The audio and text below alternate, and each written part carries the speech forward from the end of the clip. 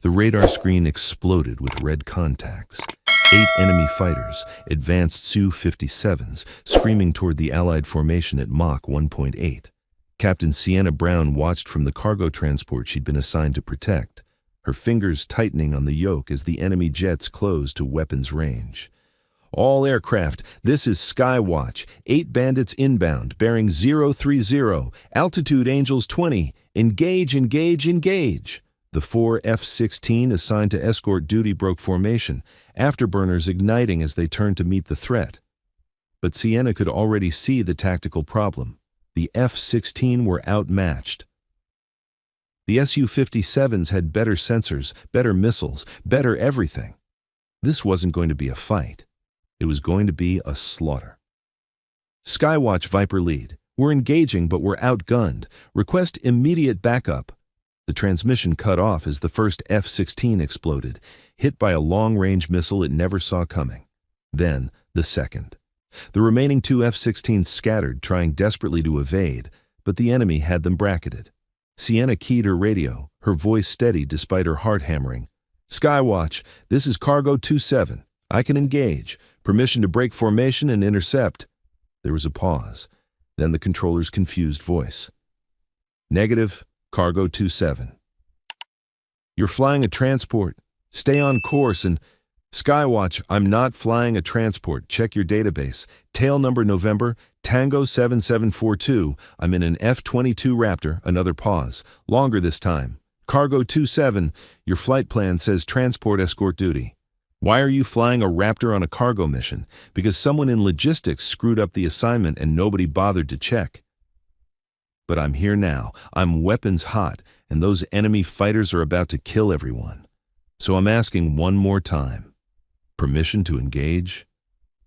The controller made his decision. Cargo 27, you are cleared to engage. God help us all if you're wrong about this. Sienna wasn't wrong. What she also wasn't telling them was that she'd logged more hours in the F-22 than any pilot in the squadron, that she'd been training for air superiority missions since she was 23, that she'd been reassigned to transport escort because certain people in command thought women shouldn't fly fighters, regardless of their qualifications. She pulled the yoke hard, the F-22 responding instantly as she broke from the transport formation and accelerated toward the enemy jets. The Raptor's engines screamed as she went to full military power, the aircraft leaping forward with acceleration that pinned her back in her seat. What happened in the next 15 minutes would prove that some pilots were only cargo duty because nobody had bothered to check who was really in the cockpit. But before we show you how she eliminated 8 enemy fighters in the most one-sided air battle since the Gulf War, drop a comment telling us where you're watching from and smash that subscribe button, because this story proves that capability matters more than anyone's assumptions. Now let's get into it. The third F-16 exploded as Sienna closed to weapons range. The pilot ejected. She saw the chute blossom, but that left only one friendly fighter against 8 enemy jets that were now turning their attention to the defenseless transports behind her. Viper 4, this is Cargo 27. Break right and get clear. I've got this. Cargo 27, you're in a transport. You can't. I'm in a Raptor, Viper 4. Trust me and get those transports out of here. She didn't wait for acknowledgement. The enemy fighters were spreading out, trying to bracket the remaining F-16 and the transports simultaneously. Perfect formation for defeating inferior numbers. Fatal mistake against what Sienna was flying. The F-22 Raptor was the most advanced air superiority fighter ever built.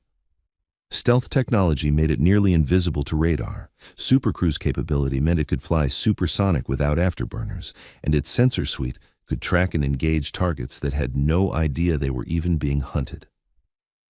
Sienna had trained on this aircraft for 3 years before some general who didn't believe women belonged in fighters had her reassigned to support duties. But they'd let her keep flying the Raptor for cargo escort because nobody thought cargo missions would ever see combat. They'd been wrong. She selected Fox 3, active radar missile, and designated the lead enemy fighter. Her targeting computer painted him perfectly, even though he had no idea she was there. The Su-57 was stealthy, But the F-22 was stealthier. He wouldn't know she existed until her missile arrived. She fired. The AIM-120 AMRAAM dropped from her internal bay, motor igniting, accelerating to Mach 4 as it tracked toward the enemy fighter impact in 4 seconds. 3, 2. The enemy jet exploded, shrapnel spreading across the sky.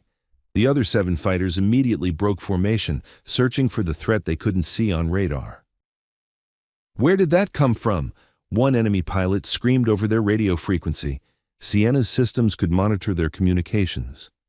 "I don't see anything on radar." Good fear was a weapon too. She was already maneuvering, positioning for the next shot. The enemy fighters were scanning with their radars, trying desperately to find her. But the F-22's stealth was too good. They were looking at empty sky while she had perfect tracking on all 7 remaining targets. Fox 3 again, second missile, second target. Another Su-57 disintegrated before its pilot even knew he was being engaged. Now the enemy was panicking. 2 fighters down in 20 seconds, killed by an invisible enemy. They scattered, breaking in all directions, abandoning their attack on the transports to search for the threat. Bad decision. Scattering meant they couldn't support each other, made them easier targets. Sienna picked the 3rd fighter, the one trying to run, accelerating away at full afterburner. She fired from 40 miles out, the missile tracking perfectly, closing the distance faster than the enemy could escape. 3 down, 5 to go, but the remaining fighters were adapting. They'd stopped running and were now flying defensive patterns, trying to make themselves harder targets while searching for her with every sensor they had time to get close. Sienna dove, using the F-22's incredible thrust-to-weight ratio to build speed. She screamed past Mach 1.5, the Raptor handling like a dream, even at these extreme speeds. The enemy fighters were 30 miles ahead, still searching. She selected Fox 2, heat-seeking missile, and closed to 20 miles. At this range, the AIM-9X could track anything that produced heat, and those Su-57s were burning hot with their afterburners lit. She fired 2 missiles simultaneously, targeting 2 different fighters. Both missiles tracked true, both found their targets within seconds. 2 more explosions lit up the sky. 5 down, 3 to go. Now the remaining enemy pilots were genuinely terrified. She could hear it in their radio chatter, the fear creeping into their voices as they realized they were being systematically hunted by something they couldn't see or fight. "This is lead. We're pulling out. Repeat, we're..." Sienna didn't let him finish. Fox 3 at close range, the missile covering 15 miles in seconds. The enemy leader's fighter exploded just as he started his turn away. 2 left. The remaining Su-57s broke hard, one going high, one going low. Smart tactics. Split her attention, force her to choose. But the F-22's sensor suite could track them both simultaneously, and she had enough missiles for both. She went after the high one first. He was trying to climb above her, use altitude advantage, but the Raptor could outclimb anything flying. She pitched up, maintaining lock the entire time, and fired when he was at 40,000 feet and still climbing. The missile tracked him perfectly. He tried to evade, pulled hard, dispensed chaff and flares, did everything right. It didn't matter. The AIM-120 was too smart, too fast. It detonated close enough that the fragmentation pattern shredded his aircraft. 7 down. 1 to go. The last enemy fighter was running for his life, afterburners at full, heading for the deck. Sienna dove after him, the Raptor accelerating past Mach 1.8 as she closed the distance. The enemy pilot was good. He was using terrain masking, trying to get low enough that ground clutter would confuse her missiles. But Sienna wasn't using missiles anymore. She closed to 3 miles, then 2, then 1. The F-22's internal cannon was a 6-barrel 20mm Gatling gun capable of firing 6,000 rounds per minute. At this range, against a target trying to escape rather than fight, it was more than enough. She squeezed the trigger. The cannon roared, sending a stream of rounds toward the fleeing fighter. The first burst missed. The enemy pilot was jinking hard, throwing his aircraft through violent maneuvers. But Sienna had trained for this, had practiced gun kills until they were instinctive second burst. Rounds walked across the Su-57's left wing, shredding control surfaces. The enemy fighters started to roll uncontrollably. Third burst direct hits along the fuselage. The enemy aircraft exploded. 8 enemy fighters, 15 minutes from first engagement to last kill. 0 friendly losses after Sienna had engaged. She pulled up, checking her fuel and weapon status. She'd used 8 missiles and approximately 200 cannon rounds. The Raptor was barely scratched. The enemy had never even gotten a shot at her. "Skywatch, this is Cargo 27. All 8 bandits are down. The transports are clear." The radio was silent for a long moment. Then, "Cargo 27, who the hell are you?" "Captain Sienna Brown, sir. Assigned to cargo escort." "Apparently." "Captain Brown, you just eliminated 8 enemy fighters in 15 minutes. That's not possible.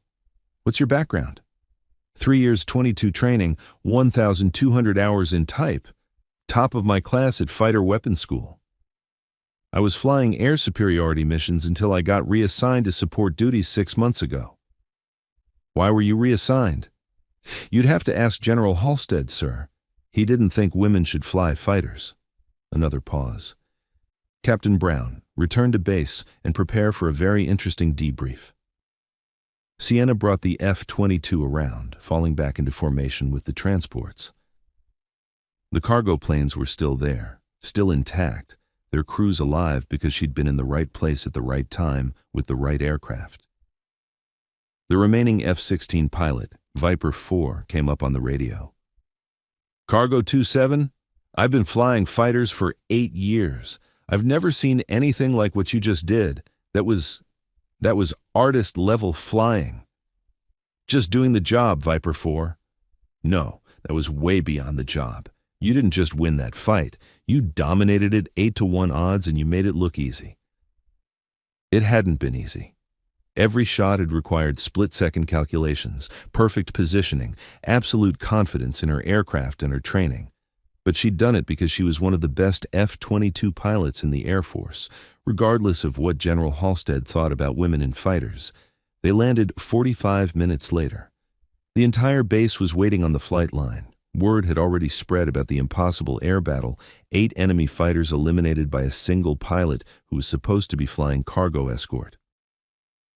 As Sienna climbed out of the cockpit, she could see the confusion on people's faces. They'd been expecting some grizzled veteran, not a 30-year-old woman who'd been relegated to support duties. General Marcus Webb, the base commander, was first to reach her. "Captain Brown, I need to understand what just happened up there.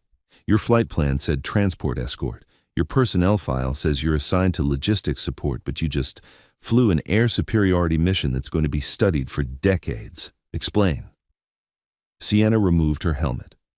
"Sir, 6 months ago I was the top F-22 pilot in my squadron. Then, General Halstead decided women shouldn't fly fighters and reassigned me to cargo escort.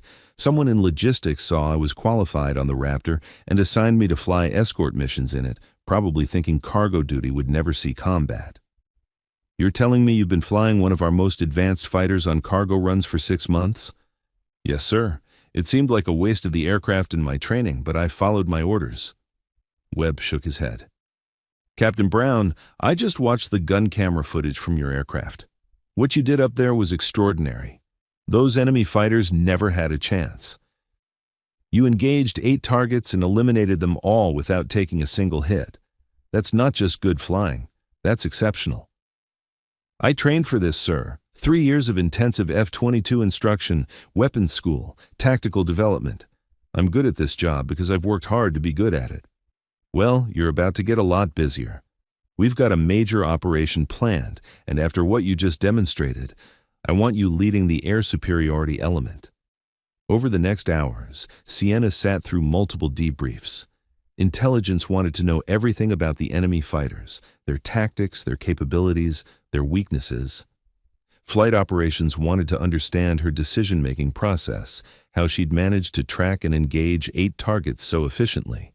But the most important meeting was with Colonel Sarah Hayes, the wing commander. "Captain Brown," Hayes began, "I've reviewed your personnel file, the real one, not the sanitized version. You graduated top of your class at the academy. top of your class in pilot training, top of your class at fighter weapons school. You have the highest proficiency scores in the F-22 of any pilot in your age group. Yes, ma'am. So why were you flying cargo escort? General Halstead believed women? I know what Halstead believed, Hayes interrupted. I've been dealing with his type my entire career. The question is, why did you accept the reassignment without fighting it? Sienna considered her answer carefully. Because I was told if I fought it, I'd be grounded completely. At least on cargo escort, I was still flying, still in a Raptor. I thought maybe I'd get a chance to prove myself eventually. Well, you got that chance. And you proved not just that you can fly fighters. You proved you're one of the best fighter pilots we have. 8 kills in 15 minutes. Do you understand how rare that is? I just did what I was trained to do, ma'am. No, you did what very few pilots could do.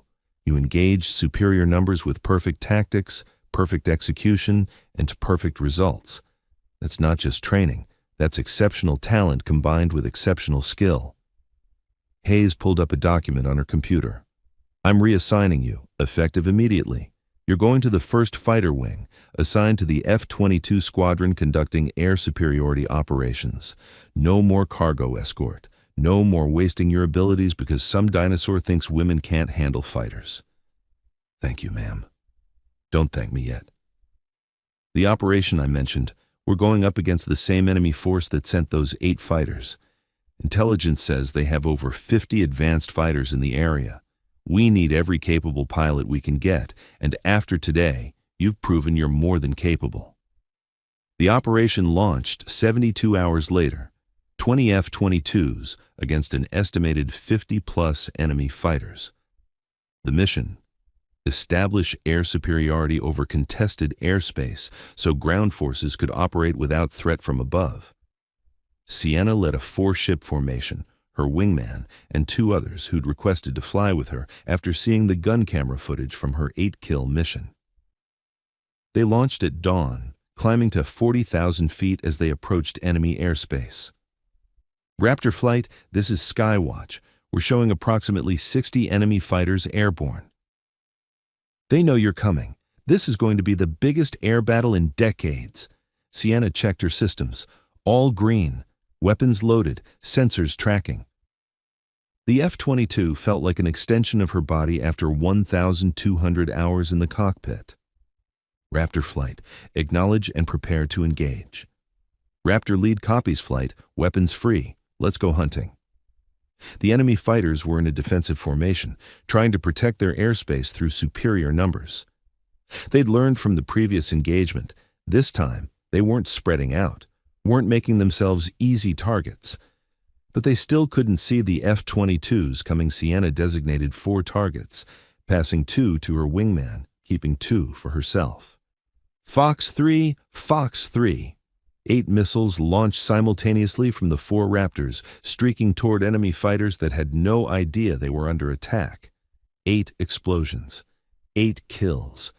The enemy formation broke apart in confusion. Where are they shooting from? The enemy radio chatter was panicked. I don't see anything. The F-22s pressed their advantage. Another volley of missiles, another 8 enemy fighters eliminated. The enemy was firing blindly now, shooting at empty sky while American missiles found them with perfect precision. Sienna dove through the chaos, her Raptor dancing through defensive fire that was aimed at ghosts. She fired missiles, switched to guns, back to missiles, engaging targets as fast as her systems could designate them. An enemy fighter got lucky, spotted her contrail against the morning sun. He turned hard, trying to get a missile lock, but Sienna was already reacting. She pulled 9 Gs, the pressure suit inflating around her legs and torso to keep blood in her brain, turning inside his radius. Before he could complete his turn, she had him in her sights. Fox 2. The AIM-9X came off the rail, tracking his afterburner heat, covering 2 miles in seconds. The enemy pilot tried to evade, throwing chaff and flares, but the missile was too close, too smart. It detonated next to his tail, shredding the engine. The Su-57 tumbled out of control, the pilot ejecting seconds before impact. Raptor Lead, you've got 3 bandits on your 6, her wingman called. Sienna checked her displays. 3 enemy fighters had coordinated an attack, trying to bracket her from behind. They were firing missiles. She could see the smoke trails on her threat display. She yanked the stick hard left, then immediately reversed right, breaking the geometry of their attack. The missiles overshot, their seekers confused by her violent maneuvering, but the enemy fighters were still there, still dangerous. "Raptor 2, engage those 3 on lead's tail," she ordered, keeping her voice calm despite pulling sustained 8G turns. "Engaging." Her wingman rolled inverted and dove, coming down on the enemy fighters from above. 2 quick missile shots, 2 kills. The third enemy pilot saw his partners die and tried to run. Bad decision. Sienna rolled level, spotted him accelerating away, and gave chase. The F-22 had better acceleration, better everything. She closed from 5 miles to 3, then 2. The enemy pilot was throwing everything into his escape. Full afterburner, diving toward the deck, desperate maneuvers. Sienna stayed locked on him like a guided missile. When she got to 1 mile, she switched to guns. The targeting computer gave her a firing solution. She squeezed the trigger. The 20-millimeter cannon roared, spitting 100 rounds per second at the fleeing fighter. The first burst bracketed him. The second burst walked across his wing root. The third burst found center fuselage. The Su-57 exploded in a brilliant fireball. "Splash 1!" Sienna called, already scanning for the next threat. The air battle raged for another 10 minutes. Enemy fighters kept trying to close, kept trying to overwhelm the American formation through sheer numbers, but the F-22s were too fast, too stealthy, too well flown. Every time an enemy fighter thought it had a shot, an American missile would arrive from an angle they hadn't expected. Sienna worked through targets with methodical efficiency. A fighter trying to flank from the east. Fox 3, splash. 2 fighters attempting a coordinated attack, double tap with missiles, both down. Another fighter making a gun run on one of her pilots. Sienna intercepted, guns kill at close range. Her radio was a constant stream of kill calls. Fox 3, Fox 3. Guns, guns, guns. Splash 2. The F-22 formation was shredding the enemy force with surgical precision. An enemy fighter appeared directly in front of her, head-to-head pass at a combined closure rate of over 1,500 miles per hour. They had maybe 2 seconds before they flashed past each other. Sienna didn't hesitate. She fired a missile at point-blank range, so close it was almost a gunshot. The AIM-9X leaped off the rail, covered the 100 meters between them in a fraction of a second, and detonated. The enemy fighter disintegrated. Sienna flew through the debris field, her Raptor shuddering as fragments bounced off the airframe, but the tough aircraft absorbed the impacts and kept flying. "Raptor lead! That was insane!" one of her pilots called out. "It worked, didn't it?" Sienna replied, already acquiring her next target. The air battle lasted 23 minutes total. When it was over, 47 enemy fighters had been destroyed. The F-22s had lost 0 aircraft, not even a scratch beyond minor debris. Impact. Sienna had personally accounted for 12 kills, bringing her 2-day total to 20 enemy fighters eliminated. It was the highest kill count for any American pilot in modern air combat. Raptor flight, this is Skywatch. Enemy air force is withdrawing. You have achieved air superiority. Outstanding work. I've never seen anything like that. Sienna checked her fuel. She was running low. All that maneuvering and afterburner use had burned through her tanks faster than planned. Skywatch Raptor lead. We're Winchester on missiles and Bingo fuel requesting clearance to RTB. Cleared to return to base, Raptor flight. And Captain Brown. That was the most impressive display of air combat I've ever witnessed. 20 kills in 2 days. You just made history. Back at base, the celebration was tempered by the enormity of what had just happened. They'd just won the most one-sided air battle in history, destroyed an enemy air force that had been considered a peer threat. General Webb pulled Sienna aside. "Captain Brown, I've received a call from the Pentagon. They want to know who the pilot is that got 20 kills in 2 days. When I told them you'd been flying cargo escort until this week, there was a very long silence." "I can imagine, sir. General Halstead has been relieved of command. Apparently, Reassigning our best pilots to cargo duty because of personal biases is considered conduct unbecoming. You'll be pleased to know that every female pilot he reassigned is being reviewed for reinstatement to their proper positions. That's good to hear, sir. There's more. You're being promoted to major and assigned as an instructor at Fighter Weapons School. They want you teaching the next generation of fighter pilots. Sienna thought about that. Sir, with respect, I'd rather stay operational. I'm good at this job. I want to keep doing it. Webb smiled. I was hoping you'd say that. How about this? You stay with the operational squadron, but you also develop new tactics and training based on what you've learned. We need to understand how you're achieving these results so we can teach others. That I can do, sir. Over the following months, Sienna flew dozens more missions, continued to refine air combat tactics, and trained other pilots in the art of air superiority. Her methods became doctrine: patient positioning, perfect sensor employment, aggressive execution when the opportunity presented.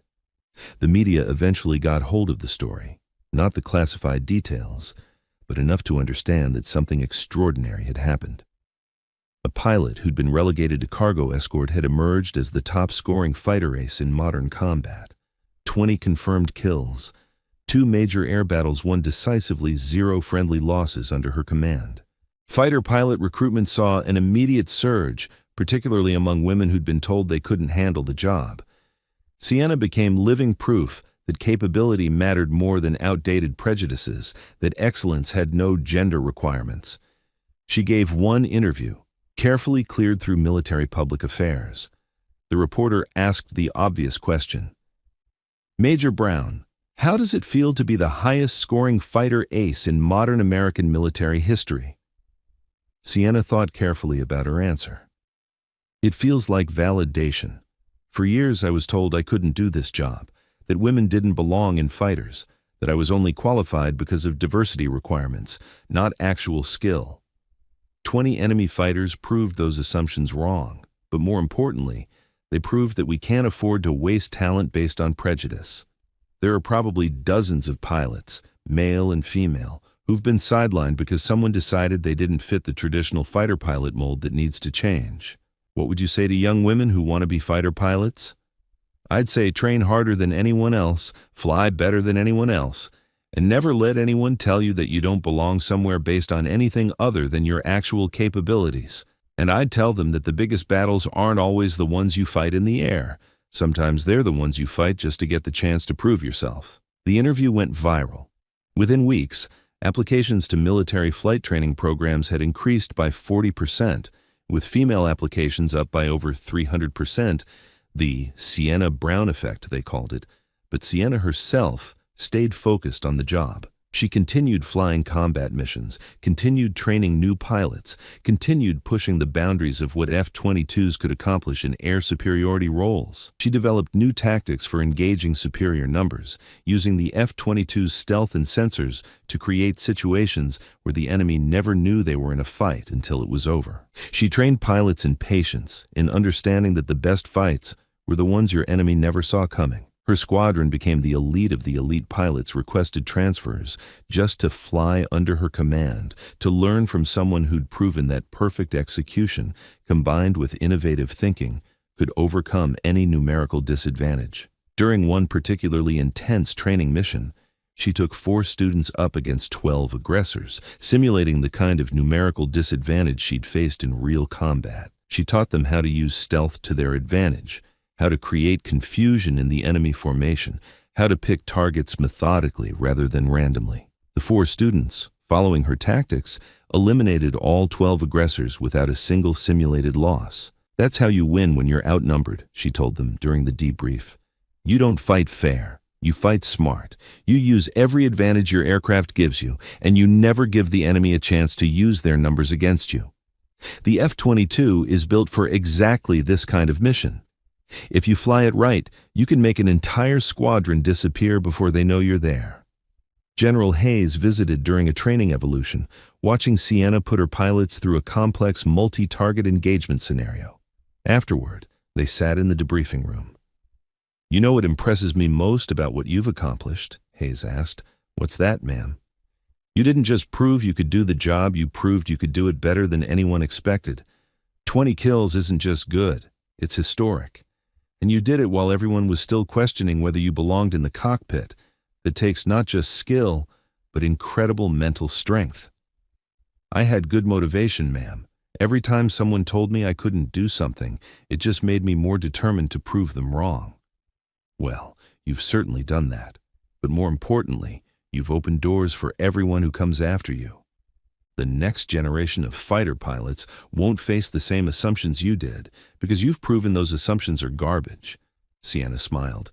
That might be the most important victory of all, ma'am. She never flew another cargo escort mission, but she also never forgot the 6 months when everyone assumed she couldn't do the job she'd trained for, simply because they'd looked at her gender instead of her capabilities. 20 enemy fighters eliminated, 2 major air battles won, 0 losses under her leadership, dozens of pilots trained in tactics that would keep them alive and victorious in future conflicts. They hadn't known she flew F-22 Raptors. They'd assumed cargo escort meant she couldn't handle real combat. They'd been spectacularly, decisively wrong. Major Sienna Brown proved that capability mattered more than assumptions, that skill transcended prejudice, that the most dangerous pilot in the sky was sometimes the one everyone had underestimated.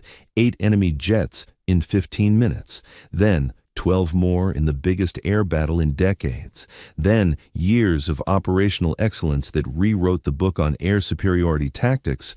The enemy learned to fear the American fighters that appeared from nowhere. Command learned to never waste talent based on bias. And an entire generation of aspiring pilots learned that excellence had no gender, only dedication, training, and the courage to prove yourself when everyone said you couldn't.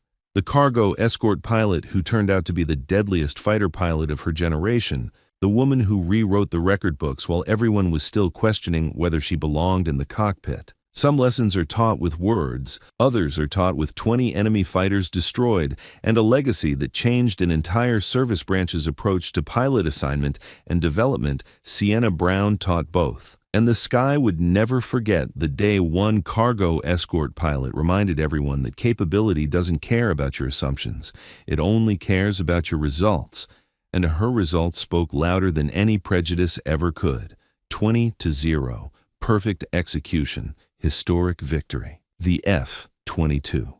Raptor in the hands of someone who'd been told she didn't belong there, proving she belonged there more than almost anyone else. That was the real lesson. That was the real victory, and that legacy would outlast any individual combat achievement. The wolf didn't announce itself. It just hunted. And by the time the enemy realized what was happening, it was already too late. 20 kills, 2 days. One pilot who refused to let anyone's assumptions define her capabilities, Major Sienna Brown, fighter ace, instructor, legend, and proof that sometimes the most dangerous warrior is the one everyone underestimated. Thanks for watching. Every woman has a story worth telling. Join us to hear them all.